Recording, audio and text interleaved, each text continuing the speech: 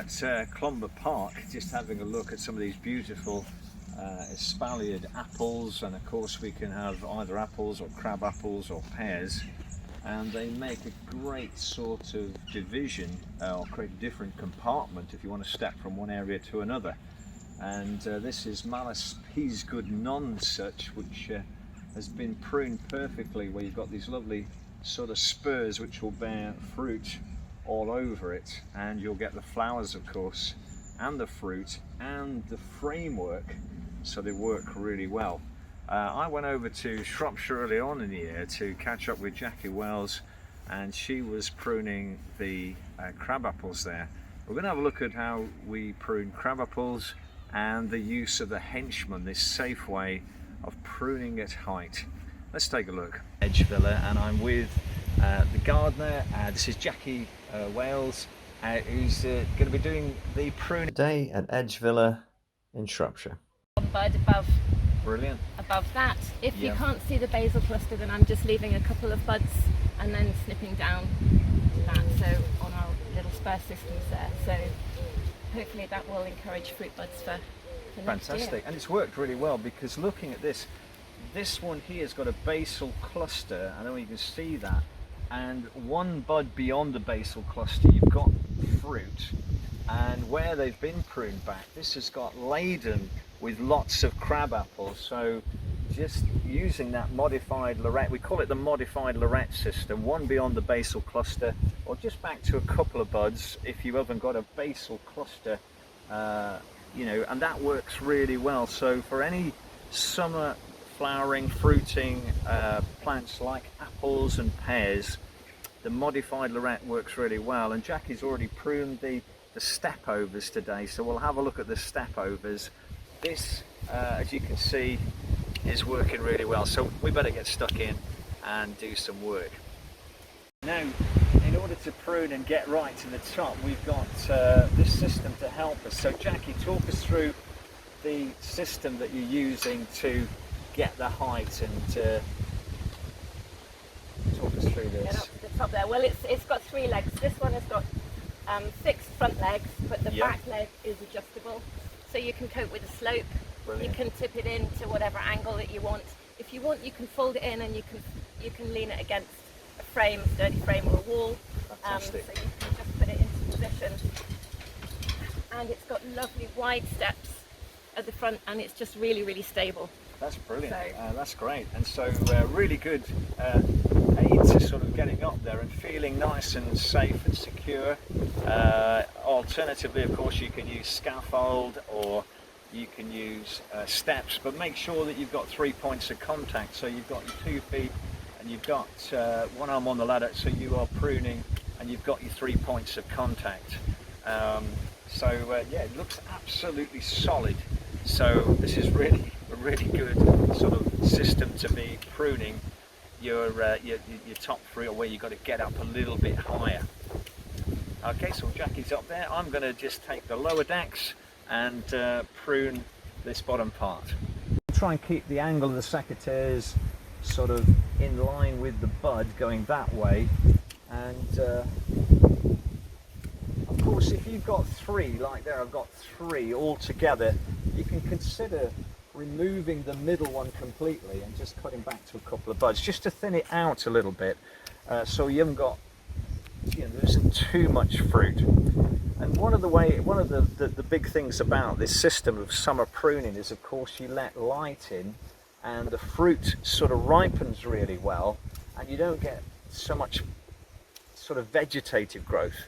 So it slows the plant down, and so it's sending its energy into producing fruit rather than loads of foliage.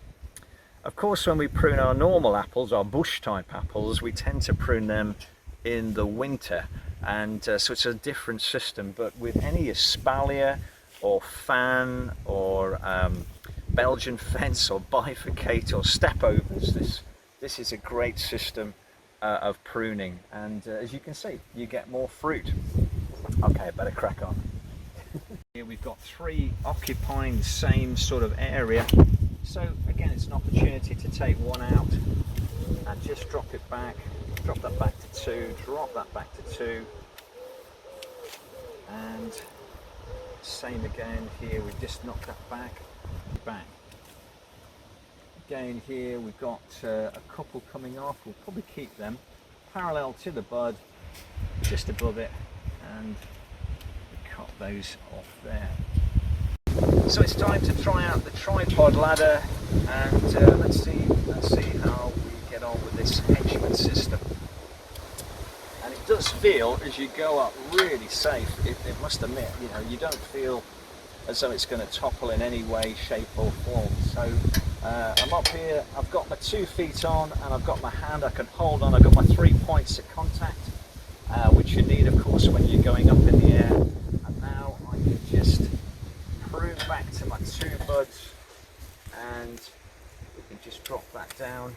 And again, there's a little bit of thinning to do, so I'm just taking off the weaker of the 2 branches and just knocking it back to 2. And there's another one here where there's 4 branches. So what I'm going to do there is to take out, simplify by taking that one out there. I'm going to take this one out here and then just knock them back to 2 buds. So a little bit of simplification. And up here again there's some lovely spurs formed, so I'm just going to take that back to 2, simplify on the left by taking one out, and just another one back to 2 there, and we'll just prune that back.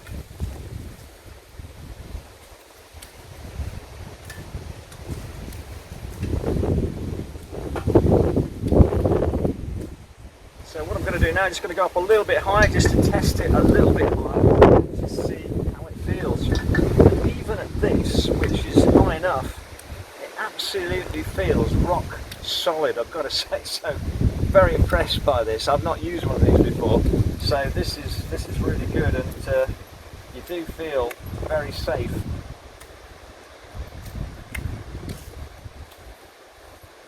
So looking at the top here, what we're going to do, where the branches are going straight up, so they're just taking in the light and water and going straight up, what I'm going to do is to simplify the top a little bit and go for an outward branch, and then find a bud which is going outwards, so it's going to take it sideways rather than grow straight up. So one of the things that Jackie's been telling me is that she pruned them in July using the system the first time, so this is the second time of pruning this way, so that you really are reducing this vegetation. A little bit of rain and then they have another flush, so you can prune them again, or sometimes even into the winter. So what I'm going to do here, where they are growing straight up, just find a slightly sideways branch, try and find a bud that's coming out this way. I'm going to have to go for that one. Oops. I'm going to have to go for this one and just prune that off, and I'm going to take the one that's growing straight up off. So I'm just simplifying a little bit here.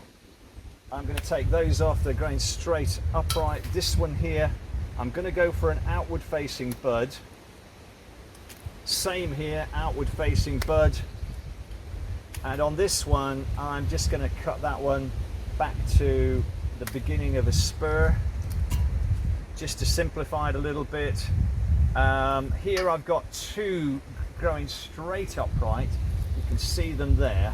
So again, to simplify that, I'm going to actually, there's a little side bud there, I'm going to cut to that one, and again with the other one on the other side, I'm going to remove it back to a couple, and where there's more growth on the other side, I'm going to prune that off, and that's going to just simplify that a little bit, because there's plenty of fruit in this area.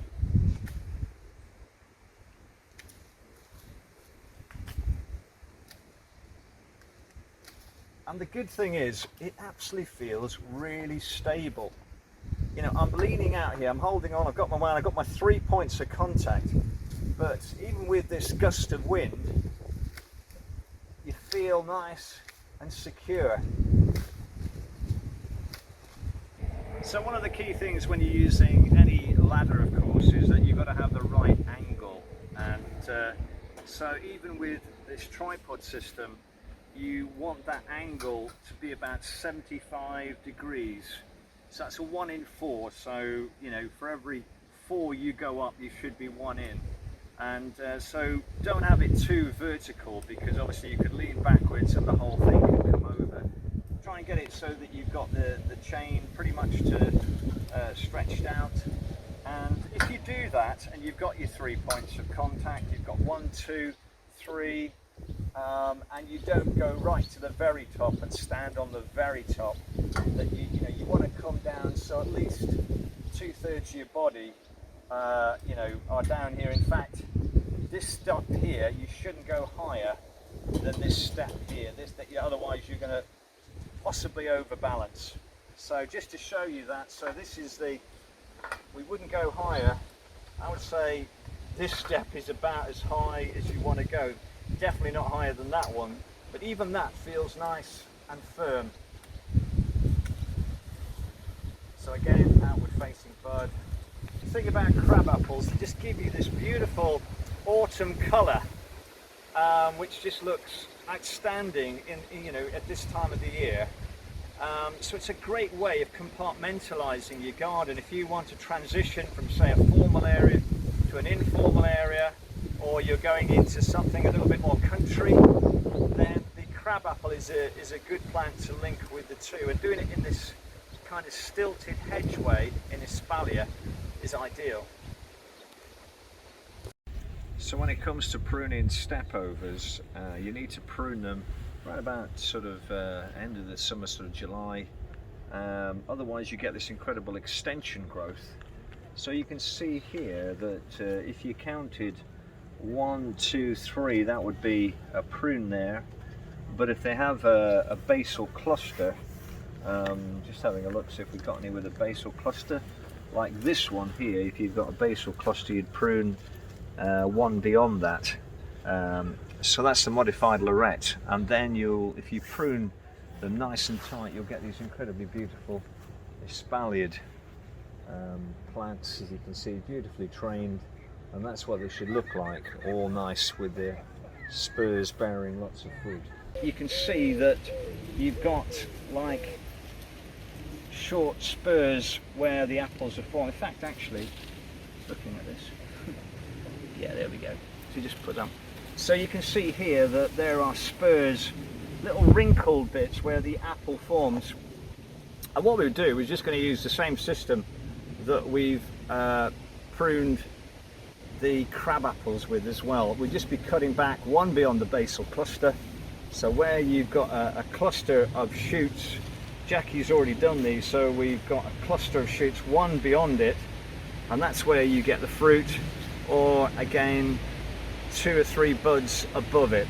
Okay, and so that's step over pruning. Obviously we could simplify this a bit, so where you've got this, you can see we've got 3 apples on the same spur. So if you wanted to, you can cut across the spur, so you just cut an angle across the spur and reduce maybe that to 1. I shan't do that because they're going to harvest these, but just after that, if you do that, you'll get a bigger apple, so you might want to spread that out.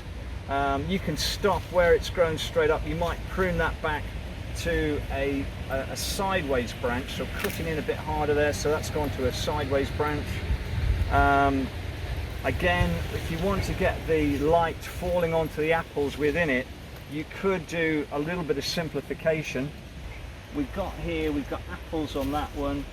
We've got a new shoot there. Those 2 are on that one. So what we could do after you've picked the apples is prune one of them off, just so that you're letting a bit of light into this area. So this is a really well pruned Malus Adams Paramin. Look how neatly that's been sort of trained to the wires, and it looks excellent. Nicely spur pruned.